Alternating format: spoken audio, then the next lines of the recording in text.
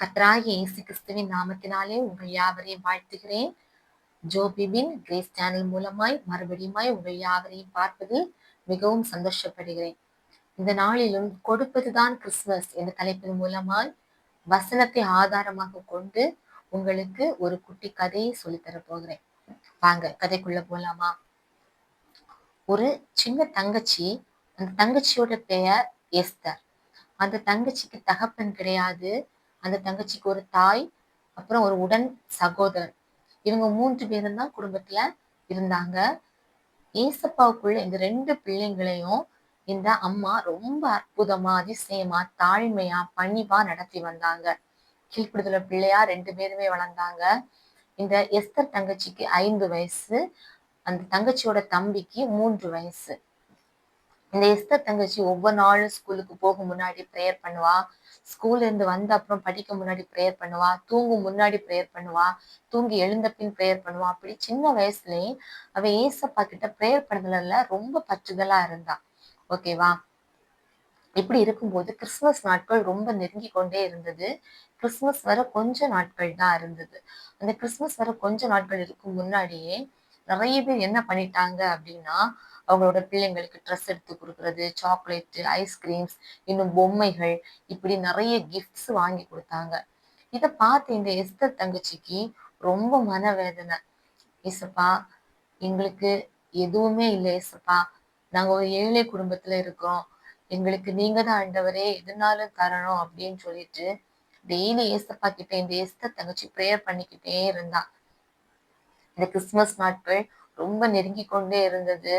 ஒரு நாள் இந்த எஸ்தர் தங்கச்சி நினைச்சா, நம்ம ஏசப்பா கிட்ட ப்ரேயர் பண்ணிக்கிட்டே இருக்கோம், ஏசப்பா நம்மளோட ஜெபத்தை கேட்டுக்கிட்டே இருக்காரு, ஆனாலும் நம்ம என்ன பண்ணுவோம், ஏசப்பாவுக்கு ஒரு லெட்டர் எழுதுவோம். நம்ம லெட்டரை ஏசப்பா பார்த்துட்டாங்க அப்படின்னா நமக்கு என்ன பண்ணுவாங்க, கிஃப்ட் அனுப்புவாங்க அப்படின்னு சொல்லிட்டு பேப்பரும் பேனாவும் எடுத்து அவ மனசுல இருக்கிறதெல்லாம் எழுதுனா. அவ என்ன தெரியுமா எழுதுனா? ஏசப்பா, எனக்கு உங்களை ரொம்ப பிடிக்கும், எனக்கு நீங்கன்னா ரொம்ப இஷ்டம் ஏசப்பா, நான் உங்ககிட்ட டெய்லி ப்ரேயர் பண்ணுவேன் ஏசப்பா, உங்க வசனத்தை நான் டெய்லி படிப்பேன், உனக்கு பிரியமான பிள்ளைய நான் வாழுவேன். ஆனா எனக்கு ஒரே ஒரு கவலை ஏசப்பா, நாங்க ரொம்ப ஏழை குடும்பமா இருக்கோம், எங்களுக்கு இந்த கிறிஸ்துமஸ் தின நாட்கள்ல எனக்கு, என்னோட அம்மாக்கு, என்னோட தம்பிக்கு நல்ல ட்ரெஸ்ஸு, சாக்லேட்ஸு, இன்னும் எங்களுக்கு சாப்பிட்றதுக்கு ஸ்நாக்ஸு, எங்களுக்கு இன்னும் பொம்மைகள், என் தம்பி கூட விளையாடுறதுக்கு எல்லா பொம்மைகளும், எனக்கு இன்னும் நிறைய திங்ஸ் வேணும் ஏசப்பா, எனக்கு என்னென்ன வேணும் அப்படிங்கிறத நான் இந்த லெட்டர்ல எழுதுறேன் ஏசப்பா, இந்த லெட்டரை நீங்க பார்த்துட்டு எனக்கு இந்த லெட்டருக்கு நீங்க பதில் தரணும் ஏசப்பா அப்படின்னு சொல்லிட்டு விசுவாசத்தோட இந்த தங்கச்சி என்ன பண்ணா அப்படி தெரியுமா? இந்த லெட்டர்ல அவளோட ஆசைகளை எல்லாம் எழுதுனா. எழுதி முடிச்சுட்டு இந்த லெட்டரை அவ என்ன பண்ணிட்டா, ஸ்டாம்ப் பண்ணிட்டா. ஸ்டாம்ப் பண்ணி முடிச்சுட்டு நினைக்கிறா, இந்த லெட்டருக்கு நான் எப்படி அட்ரஸ் போடுறது அப்படின்னு யோசிச்சுட்டு அந்த தங்கச்சி என்ன தெரியுமா அட்ரஸ் போடுறா? அந்த தங்கச்சி பரலோகம் அப்படின்னு அட்ரஸ் போடுறா. அதுல அவ என்ன நேம் தெரியுமா போடுறா? ஜீசஸ் அப்படின்னு நேம் போடுறா. நேமை எழுதி, இந்த விலாசத்தை எழுதி அவ தபால் பெட்டியில போய் இந்த லெட்டரை போடுறா. போட்டுக்கிட்டு இவ சந்தோஷமா என்ன பண்ணா, வீட்டுக்கு வந்தா. ஏன் இவளுக்கு சந்தோஷம் தெரியுமா? என் மனசுல இருக்கிறத எல்லாத்தையும் நான் ஏசப்பா கிட்ட சொல்லிட்டேன், எனக்கு ஏசப்பா தருவாங்க ஒரு நம்பிக்கை, விசுவாசமும் யாருக்கு இருந்துச்சு? இந்த தங்கச்சிக்கு இருந்துச்சு. சந்தோஷமா இவ என்ன பண்ணா, வீட்டுக்கு வந்தா. அன்னைக்கு சந்தோஷமா தூங்குறா. மறுநாள் காலமா இந்த தங்கச்சி சந்தோஷமா ஸ்கூலுக்கு போனா. இந்த தபால் பெட்டியில ஒரு லெட்டரை போட்டால, இந்த லெட்டரை டெய்லி தபால் லெட்டர்ஸ் எடுக்கிற அந்த தபால்காரர் என்ன பண்றாரு அப்படின்னா, ஒவ்வொரு லெட்டர்ஸா எடுத்து அந்தந்த இடத்துக்கு ஏற்றவாறு அந்த லெட்டர்ஸ் எல்லாம் என்ன பண்றாங்க அப்படின்னா பிரிச்சு வைக்கிறாங்க. சரியா? அந்த லெட்டர்ஸை பிரிச்சு வைக்கும்போது இந்த லெட்டரை இவர் பார்த்த உடனே ரொம்ப ஷாக் ஆகுறாரு. ஏன் தெரியுமா? இப்படி ஒரு விலாசத்தை அவர் பார்த்ததே கிடையாது. ஏன்னா ஜீசஸ்ன்னு போட்டிருக்கு, பரலோகம் அப்படின்னு போட்டிருக்கு. இத பார்த்த உடனே அவருக்கு இந்த லெட்டரை நமக்கு ஓபன் பண்ணி படிப்போம் அப்படின்னு சொல்லிட்டு அந்த லெட்டர் அவர் ஓபன் பண்ணி படிக்கிறாரு. ஓபன் பண்ணி படிக்கும்போது இவருக்கு கண்கள்ல இருந்து அவர் அறியாமலே ஆனந்த கண்ணீர் வருது. என்ன தெரியுமா? அந்த தங்கச்சியோட அந்த விசுவாசத்தை அவர் அந்த லெட்டர்ல படிக்கும்போது அவருக்கு தன்னை அறியாமலே அவருடைய கண்கள்ல இருந்து ஒரு வேதனை, ஒரு கஷ்டம். அந்த தங்கச்சி அதுல எழுதியிருக்கா, ஏசப்பா, எனக்கு உங்களை ரொம்ப பிடிக்கும் ஏசப்பா, ஏசப்பா, நான் உங்களை ரொம்ப நேசிக்கிறேன், நான் வந்து இந்த கிறிஸ்மஸுக்கு நியூ ட்ரெஸ் போட ஆசைப்படுறேன். என்னோட தம்பிக்கு, என்னோட அம்மாக்கு எல்லாருக்கும் நியூ ட்ரெஸ் வேணும் ஏசப்பா. எனக்கு நீங்க தான் ஏசப்பா எடுத்து தரணும். நீங்க தான் ஏசப்பா சாக்லேட் வாங்கி தரணும். எனக்கு ஆசைப்படுற எல்லாத்தையும் நீங்க தான் ஏசப்பா எங்களுக்கு தரணும் அப்படின்னு சொல்லிட்டு அந்த தங்கச்சி அதுல குறிப்பிட்டிருக்கா. இத பார்த்த அந்த தபால்காரருக்கு ஒரு மனசுல ஒரு எண்ணம். என்ன தெரியுமா? இந்த தங்கச்சி இதுல ஆசைகள் மூலமா எதத்த குறிப்பிட்டிருக்கிறாரோ, இது எல்லாத்தையும் அந்த தங்கச்சிக்கு இந்த கிறிஸ்துமஸுக்கு நான் வாங்கி குடுக்கணும் அப்படின்னு அந்த தபால்காரருக்கு ஒரு எண்ணம். அவர் அன்னைக்குள்ள வேலைகள எல்லாம் சீக்கிரமா முடிச்சாரு. யார் யாருக்கு லெட்டர் போடணுமோ எல்லாருக்கும் வேக வேகமா அந்த லெட்டர்ஸ் எல்லாம் போட்டுட்டு, அந்த தங்கச்சி அந்த லெட்டர்ஸ்ல என்னென்ன கேட்டிருந்தாளோ எல்லாவற்றையும் அந்த தங்கச்சிக்கு அவர் ஒவ்வொரு கடையா போய் பார்த்து ரொம்ப ரேட் அதிகமா இருக்கிற திங்ஸு, அதிகமா இருக்கிற பொம்மைகள், அதிகமா இருக்கிற சாக்லேட்ஸு, ஸ்நாக்ஸு, ட்ரெஸ்ஸஸ் எல்லாமே வாங்கி அழகா ஒரு பெரிய பார்சல் பண்ணாங்க. பார்சல் பண்ணி மறுநாள் காலத்த அந்த தங்கச்சி தூக்கம் எழும்புறதுக்கு முன்னாடியே போய் அவளோட அந்த வீட்டு வாசல தட்டுறாரு. தட்டிட்டு இந்த எஸ்தர் தங்கச்சி தொறந்து பாக்குறா. தொறந்து பார்த்துட்டு யாரு அப்படின்னு கேட்டது, நான் தபால்காரர்மா. நீ ஒரு லெட்டர் போட்டிருந்த, அந்த லெட்டருக்கு உனக்கு பதில் வந்திருக்கு. அந்த அவங்க வந்து ஒரு கிஃப்ட் அனுப்பியிருக்காங்க அப்படின்னு சொல்லிட்டு ஒரு பெரிய பார்சல் கிஃப்ட் எடுத்து அந்த தங்கச்சி கையில கொடுத்தாங்க. இவருக்கு பயங்கர சந்தோஷம். அந்த தபால்காரரை பார்த்து இந்த தங்கச்சி என்ன தெரியுமா சொன்னா, நான் ஏசப்பாக்கு லெட்டர் எழுதுனேன் தபால்காரரே. நான் ஏசப்பாக்கு எழுதின அந்த லெட்டருக்கு எனக்கு ஏசப்பா வந்து பதில் கொடுத்திருக்காங்க, கிஃப்ட் அனுப்பியிருக்காங்க அப்படின்னு சொல்லிட்டு ஓடி போய் அந்த ரூம்ல அந்த கிஃப்ட வச்சுட்டு தேங்க்யூ அங்கிள் அப்படின்னு சொல்லிட்டு அந்த தபால்காரருக்கு தேங்க்யூ சொல்லிட்டு உள்ள போயிட்டா.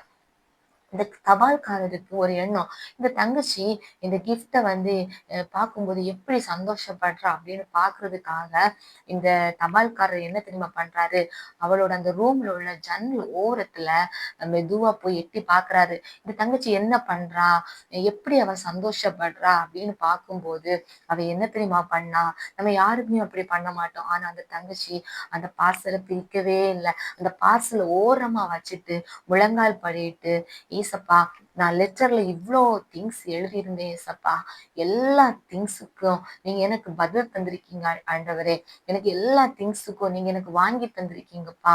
உங்க கொடான கொடி நன்றின்னு ஒவ்வொரு திங்ஸை பேரை சொல்லி சொல்லி அந்த திங்ஸுக்கு நன்றி சொன்னா.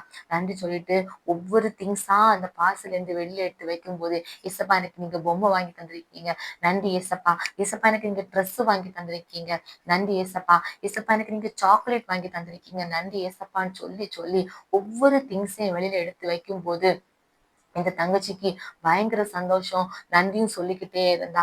இத பார்த்து தபால்காரர் அவரு ரொம்ப மனசுடைஞ்சு போய் ஏசப்பா கிட்ட சொல்றாரு, ஏசப்பா இத்தனை வருஷத்துல நான் உண்மையான கிறிஸ்துமஸ கொண்டாடினதே கிடையாது. ஆனா இன்னைக்கு இந்த தங்கச்சிக்கு நான் கொடுத்த இந்த அன்பளிப்புகள் மூலமா நான் இந்த கிறிஸ்துமஸ், இந்த உண்மையான கிறிஸ்துமஸ் எனக்கு இந்த வருஷம் தான் எனக்கு கிடைச்சிருக்கு.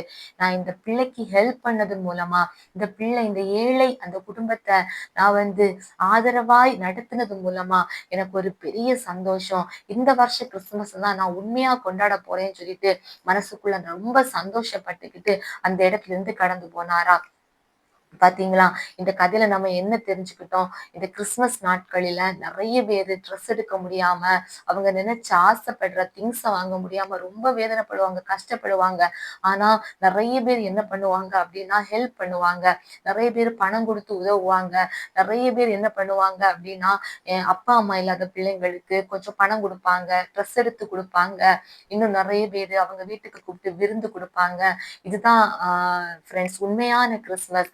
நம்ம வந்து நாம சந்தோஷப்படுறது மட்டும் இல்ல, கண்டிப்பா நம்ம கிறிஸ்துமஸ் அப்படின்னாலே நம்மளோட பாதி சந்தோஷங்களை இன்னொருவருக்கு நம்ம வந்து பகிர்ந்து கொடுக்கறது மூலமா தான் நம்ம உண்மையான கிறிஸ்துமஸ வந்து கண்டடைய முடியும். வசனம் கூட தெளிவா நமக்கு சொல்லி தருது. மத்தேயு 6:19-20 வசனம் என்ன சொல்லுது அப்படின்னா, பூமியில நீங்க என்ன பண்ணாதீங்க, உங்க பொக்கிஷங்களை எல்லாம் சேர்த்து வைக்காதீங்க. நீங்க அப்படி சேர்த்து வச்சீங்க அப்படின்னா பூச்சி துரு எல்லாம் வந்து என்ன பண்ணிடும், அதை அழிச்சு போட்டுரும். நீங்க பரலோகத்துல உங்க பொக்கிஷங்களை நீங்க சேர்த்து வைக்கிறீங்க அப்படின்னா பூச்சியோ துருவோ எதுவுமே வந்து அழிக்காது, அது நிலை நிற்கும் அப்படின்னு சொல்லுது. நீங்க கேக்குறீங்களா எப்படி பரலோகத்துல பொக்கிஷங்களை சேர்த்து வைக்கிறது அப்படின்னு கேக்குறீங்கன்னா, இந்த தபால்காரர் பண்ணாத பண்ணாங்க பாத்தீங்களா? இந்த கிறிஸ்துமஸ் நாட்கள்ல ஏழைகளுக்கு உதவி பண்ணாங்க. திக்கற்றவங்களுக்கு, இல்லாதவங்களுக்கு கொடுத்து உதவினாங்க. நீங்க இல்லாதவர்களுக்கும், திக்கற்றவர்களுக்கும், கஷ்டப்படுறவங்களுக்கும் உங்களால முடிஞ்ச ஒரு உதவியை நீங்க ஹெல்ப் பண்ணும்போது உங்களோட பொக்கிஷம் பரலோகத்துல ஏசப்பா சேர்த்து வைப்பாரு. இந்த கிறிஸ்துமஸ் நாட்கள் நெருங்கி கொண்டே இருக்கிறது. இந்த கிறிஸ்துமஸ் நாட்களில ஒவ்வொருவரும் இந்த உலகத்துல கஷ்டப்படுற ஏழைகளுக்கு, திக்கற்றவர்களுக்கு, அம்மா அப்பா இல்லாம ரொம்ப வேதனைப்பட்டு நொந்து போயிருக்கிறவங்களுக்கு, இன்னும் வீடு இல்லாம கஷ்டப்படுறாங்க. நிறைய அழிவுகளின் நிமித்தமா, ஆபத்துகள் நிமித்தமா, பலவீனங்களின் நிமித்தமா, எந்த ஒரு முன்னேற்றமும் காண முடியாதபடிக்கு இருக்கிற நிறைய பேர் இந்த உலகத்துல இருக்கிறாங்க. உங்களால முடிஞ்ச உதவிகளை இந்த வருஷத்துல நீங்க பண்ணி சந்தோஷமா இந்த கிறிஸ்துமஸ் உங்க குடும்பத்தோடு, ஆதரவற்ற பிள்ளைகளோடு நீங்க கொண்டாடுங்க. கர்த்தர் உங்கள் ஒவ்வொருவரையும், ஒவ்வொரு குடும்பங்களையும் கர்த்தர் தாமே ஆசீர்வதிப்பார். Advance happy Christmas to you all your families. கர்த்தர் தாமே ஒவ்வொரு குடும்பங்களுக்கும் தேவையான நன்மையான காரியங்களை தந்து இந்த வருஷத்துல மேன்மையான கிறிஸ்துமஸை ஒவ்வொரு குடும்பங்களும் கண்டுகொள்ள கர்த்தர் உதவி செய்வார். ஆமென்.